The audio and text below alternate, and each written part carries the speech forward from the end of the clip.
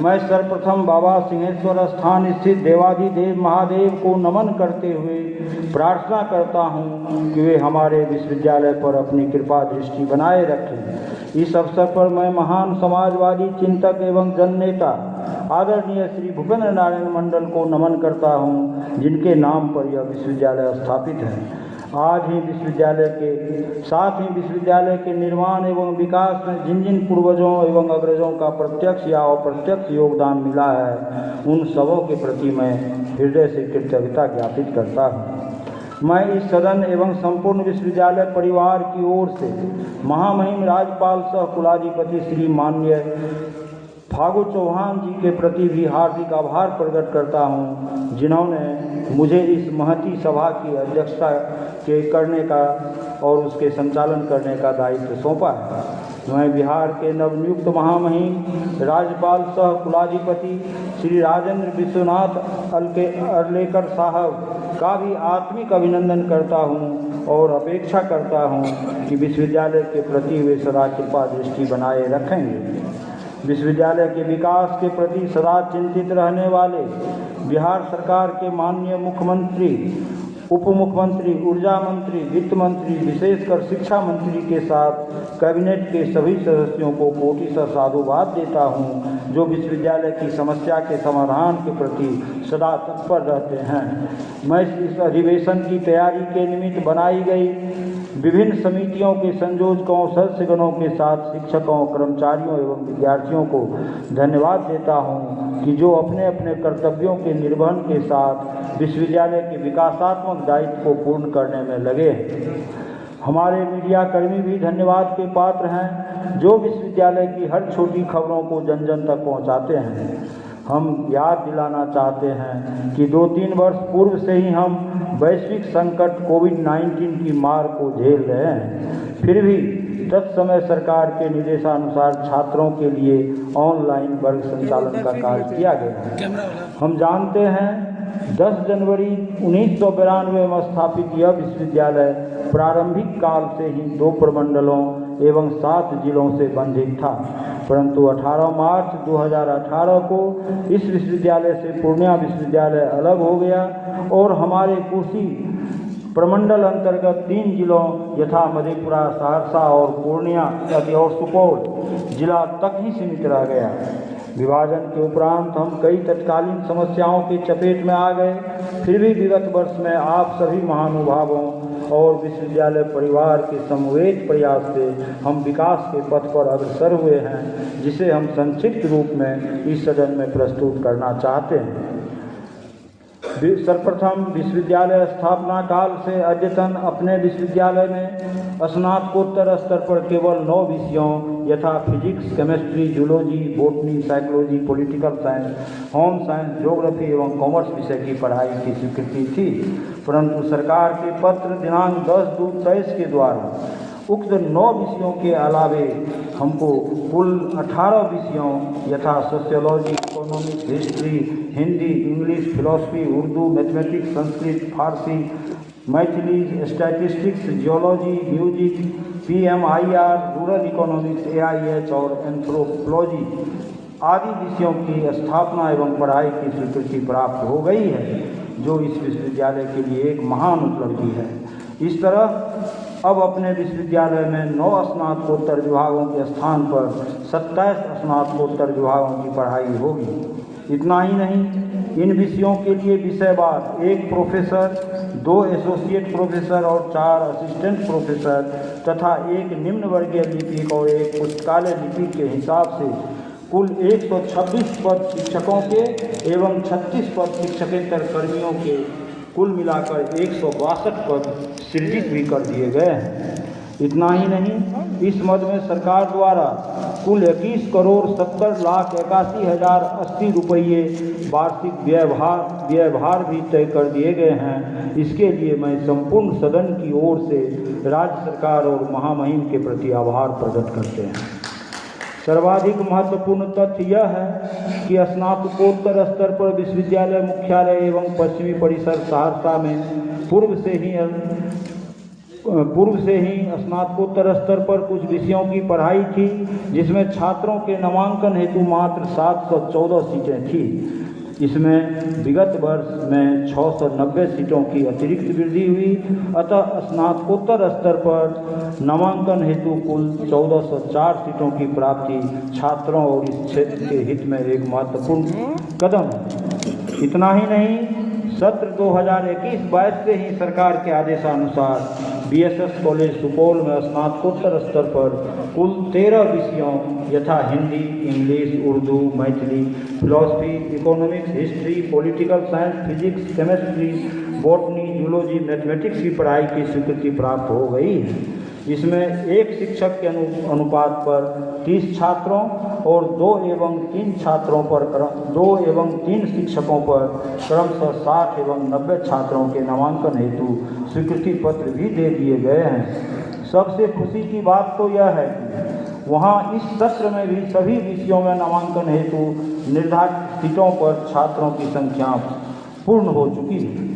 पुनः विश्वविद्यालय का सबसे महत्वपूर्ण विकास पथ यह है कि सत्र 2022-23 यानी संचालित वर्तमान सत्र से सरकार द्वारा प्राप्त पत्र के निर्देशानुसार स्नातकोत्तर स्तर पर SNS RKS कॉलेज सहरसा में कुल 9 विषयों यथा zoology, geology, economics, Hindi, music, political science, psychology, anthropology, AIS, LSW की पढ़ाई की स्वीकृति प्राप्त हो गई है। इसी तरह RJM कॉलेज सहरसा में home science, music RM college Saharsa में 5 विषयों यथा हिस्ट्री, ज्योग्राफी, सोशियोलॉजी, हिंदी एवं कॉमर्स विषयों के साथ पार्वती विज्ञान महाविद्यालय मधेपुरा में 3 विषयों क्रमशः ज्योग्राफी, होम साइंस, म्यूजिक की पढ़ाई की स्वीकृति प्राप्त हो गई है। इस आशय की अधिसूचना करते हुए शिक्षक छात्र अनुपात में क्रमशः 30, 60 और 90 के हिसाब से नामांकन हेतु सीटों का निर्धारण भी कर दिया गया है। संचालित वर्तमान सत्र यानी 2022-23 से इन महाविद्यालयों में स्नातकोत्तर स्तर में वर्णित विषयों में नामांकन हो जाएगा। इससे एक तरफ स्नातकोत्तर में नामांकन से वंचित रहने वाले छात्रों को लाभ मिलेगा और सरकार की नवीन शिक्षा नीति में GER बढ़ाने का जो संकल्प है, इस संकल्प को हमारा विश्वविद्यालय पूर्ण करने में सफल होगा। स्नातकोत्तर स्तर पर नामांकन हेतु सीटों में वृद्धि के मद्देनजर स्नातक स्तर पर भी नामांकन हेतु सीट वृद्धि का प्रस्ताव सरकार में प्रेषित है और आशा है निकट भविष्य में इस दिशा में हमें सफलता मिलने की संभावना है। मान्यवर, आज जिस सभागार में हम सब बैठकर यह बैठक आयोजित कर रहे हैं, यह जीर्ण शीर्ण अवस्था में पहुंच गया था।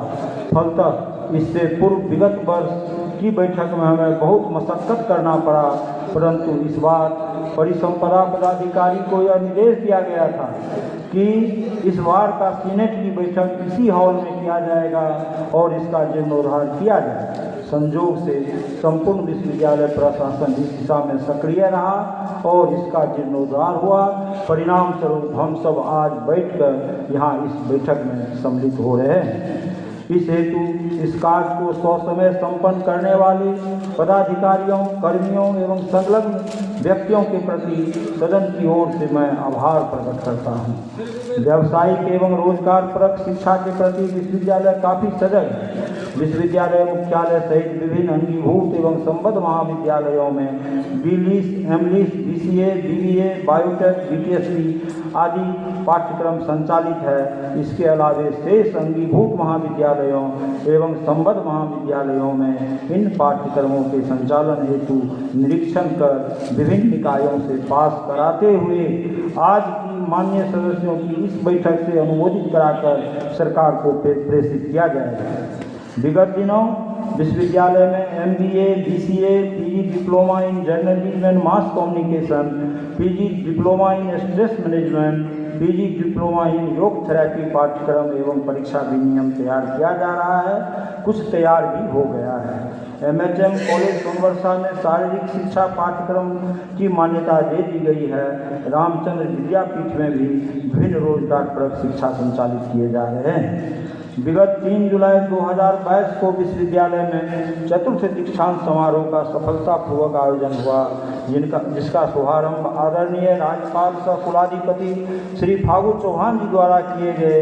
इसमें माननीय ऊर्जा मंत्री और तत्कालीन शिक्षा मंत्री अपनी गरिमामयी उपस्थिति दर्ज की थी। यह वस्तुतः विश्वविद्यालय के साथ साथ शिक्षा जगत एवं छात्रों के लिए एक महत्वपूर्ण उपलब्धि है। विश्वविद्यालय अंतर्गत स्नातक स्तर पर सत्र लगभग नियमित हो चुका है। स्नातकोत्तर स्तर पर नियमितीकरण के कगार पर हैं।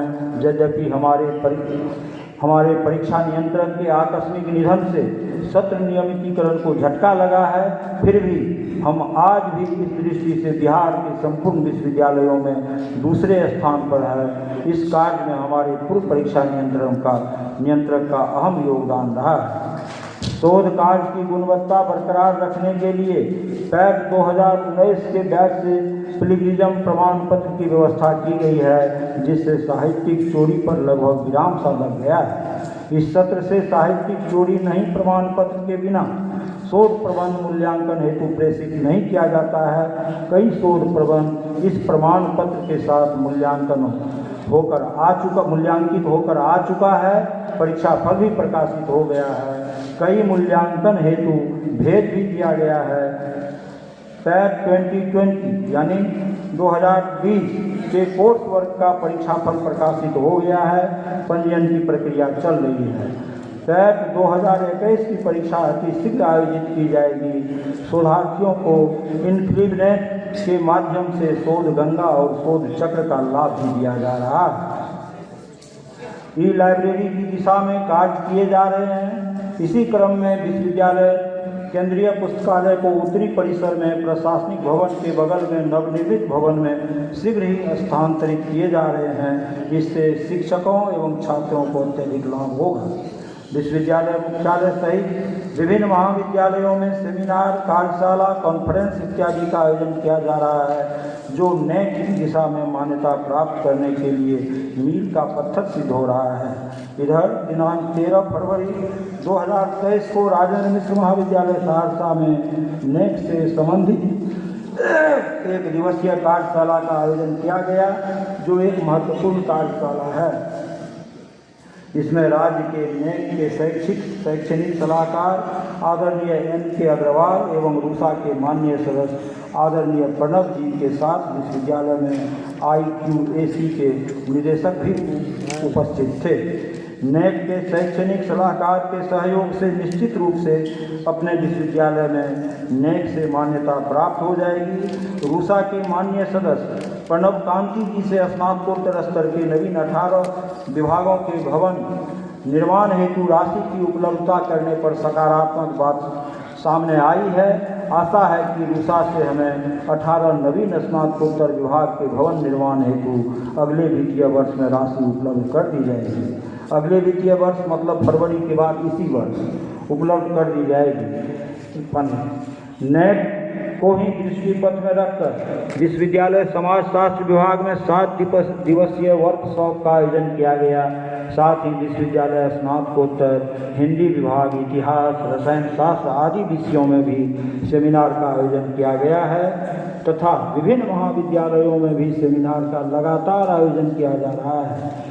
नेक के 7 मापदंडों पर कार्य तीव्र गति से चल रहा है। साथ ही विश्वविद्यालय में IQAC का पुनर्गठन कर दिए जाने के कारण हम IIQA जमा करने की स्थिति में आ गए हैं। तत्पश्चात SSR जमा कर दिया जाएगा। मान्यवर, इस संबंध में मैं सूचित करना चाहता हूं कि विश्वविद्यालय द्वारा NRF अपलोड करा दिया गया है तथा विश्वविद्यालय द्वारा विभिन्न संस्थानों से OMU साइन करा लिया गया है। एलुमनी सेल का गठन किया गया है। वनस्पति विज्ञान विभाग के हमारे शिक्षक को लगभग 40 लाख रुपये का प्रोजेक्ट मिला है, जो नेक की प्रक्रिया में एक मील का पत्थर सिद्ध होगा। वर्ष 2022 में विश्वविद्यालय मुख्यालय में आयोजित राष्ट्रीय पांडुलिपि मिशन, इंदिरा गांधी राष्ट्रीय कला केंद्र, संस्कृति मंत्रालय नई दिल्ली द्वारा 30 दिवसीय उच्च स्तरीय राष्ट्रीय कार्यशाला का आयोजन विशेष उल्लेखनीय है। विश्वविद्यालय में इसी वर्ष माननीय शिक्षा मंत्री प्रोफेसर चंद्रशेखर की गरिमामयी उपस्थिति में एक राष्ट्रीय सेमिनार का आयोजन किया गया। इसके अलावा मनोविज्ञान विभाग में भी कार्यशाला का आयोजन किया गया है। बिहार सरकार स्वास्थ्य विभाग द्वारा संचालित बिहार राज्य एड्स नियंत्रण समिति पटना के सहयोग से TP college Madhepura, RN college Saharsa, BSS college Supaul, KP college Murliganj आदि में सेहत केंद्र की स्थापना की गई है। इससे छात्र एवं छात्राओं को काफ़ी लाभ प्राप्त हो रहा है।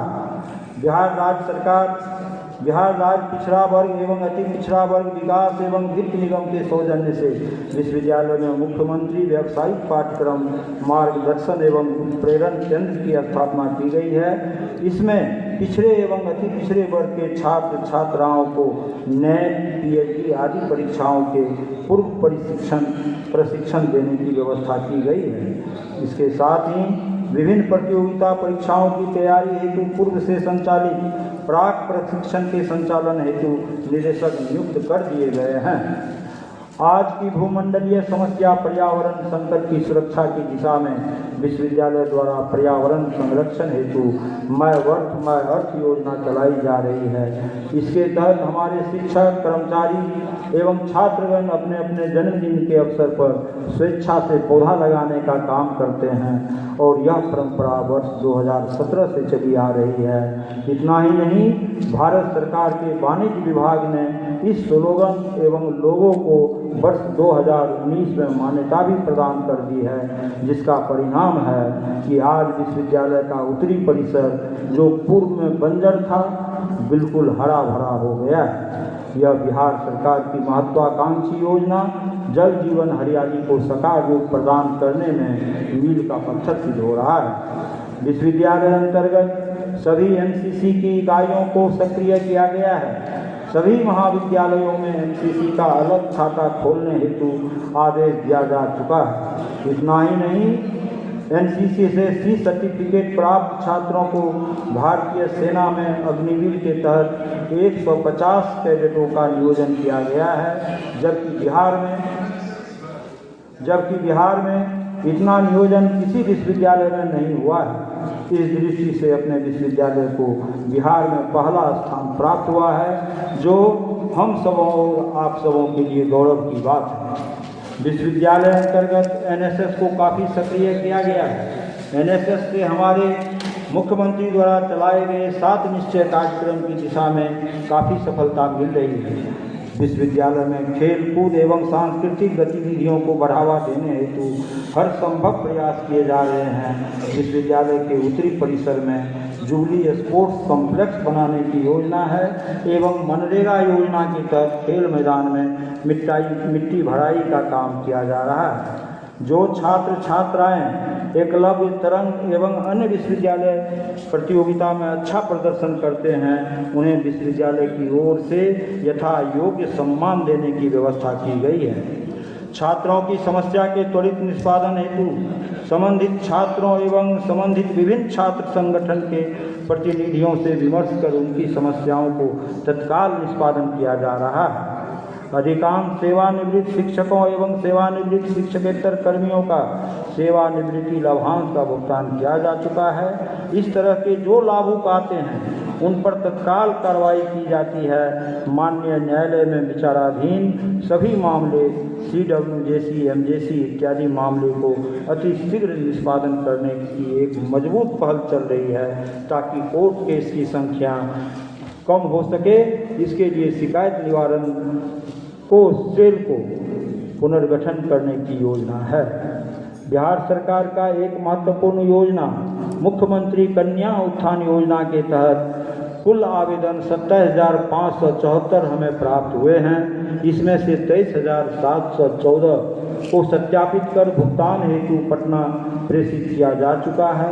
लगभग 1400 आवेदन के अंतर्गत व्यावसायिक पाठ्यक्रम की छात्राएं रोल नंबर के अपडेट नहीं होने के कारण तथा कुछ छात्राएं ऐसी हैं जो ऐसे महाविद्यालय से हैं जिनका राज्य सरकार से संबंधन प्राप्त नहीं है, और 1662 ऐसे आवेदन हैं जिस पर काम चल रहा है, उस पर अग्रेतर कार्रवाई की जा रही है।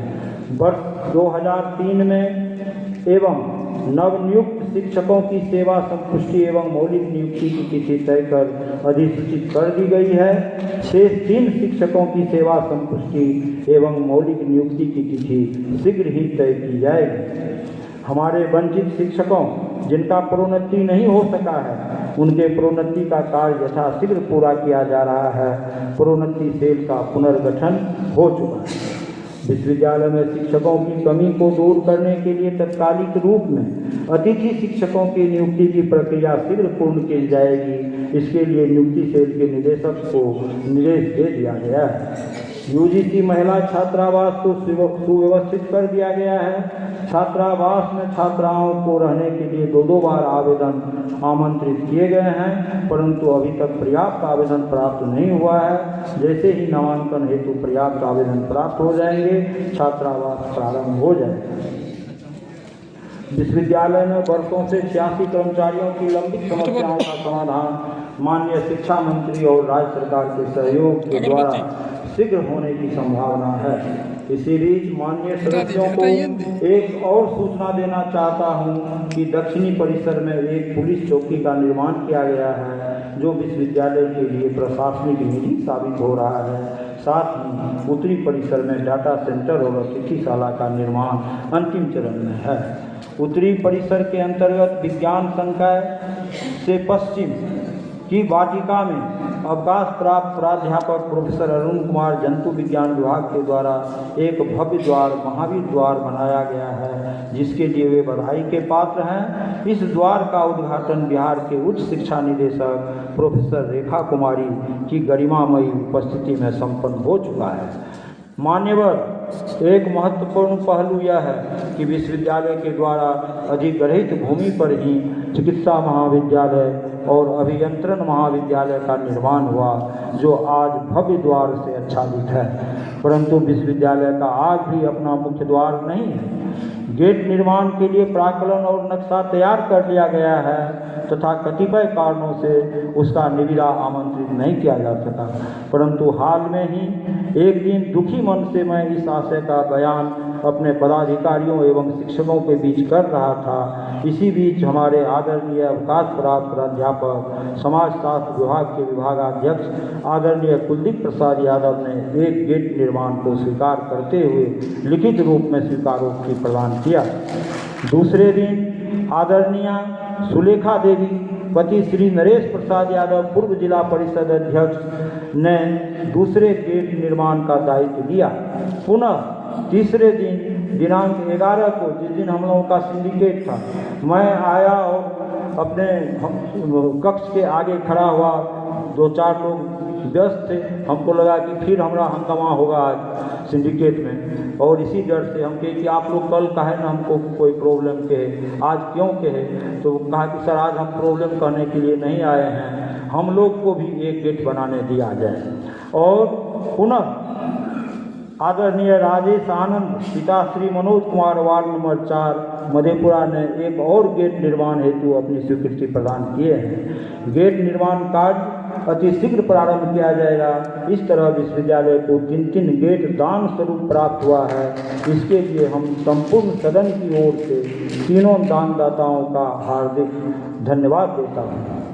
उत्तरी परिसर अंतर्गत एक भव्य कॉन्फ्रेंस हॉल बनाने की प्रक्रिया चल रही है, जो छात्रों के हित में एक महत्वपूर्ण पैदान सिद्ध होगा।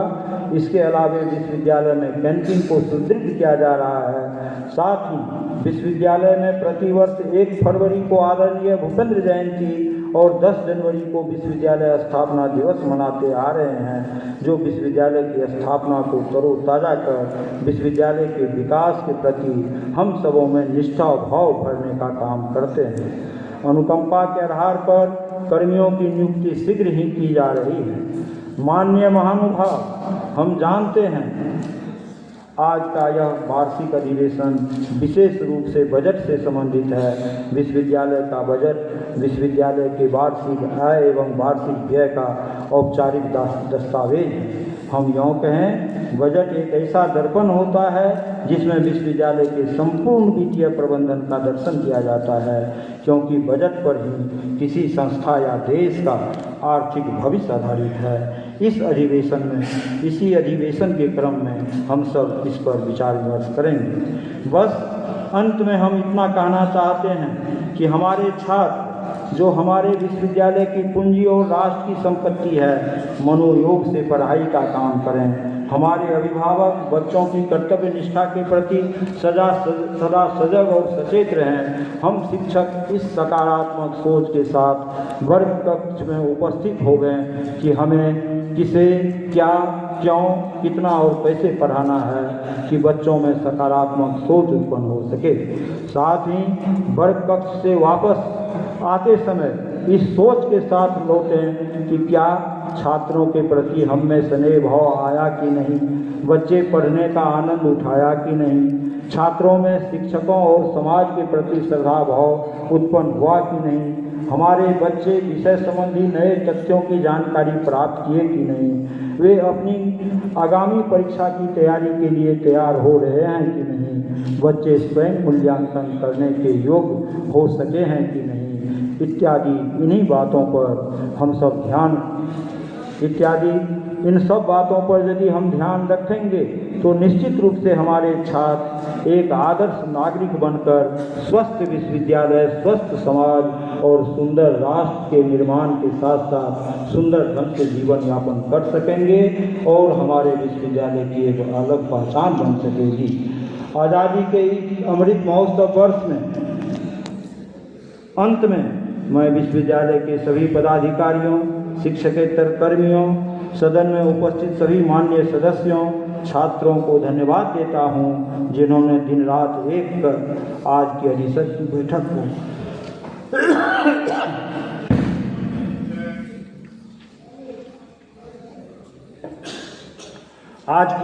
की बैठक को सफल बनाने में अपना योगदान दे रहा है। साथ ही सीनेट कार्य में संलग्न सभी पदाधिकारी एवं कर्मीगण बधाई के पात्र हैं। मैं पुनः आज जननायक कर्पूरी जी की जयंती है और उनके मूर्ति स्थल का शिलान्यास आज हो गया है, यह भी सूचना मैं सदन को दूं। इन्हीं शब्दों के साथ जय हिंद, जय बिहार, जय भूपेन्द्र नारायण मंडल विश्वविद्यालय लालनगर मधेपुरा। बहुत बहुत धन्यवाद।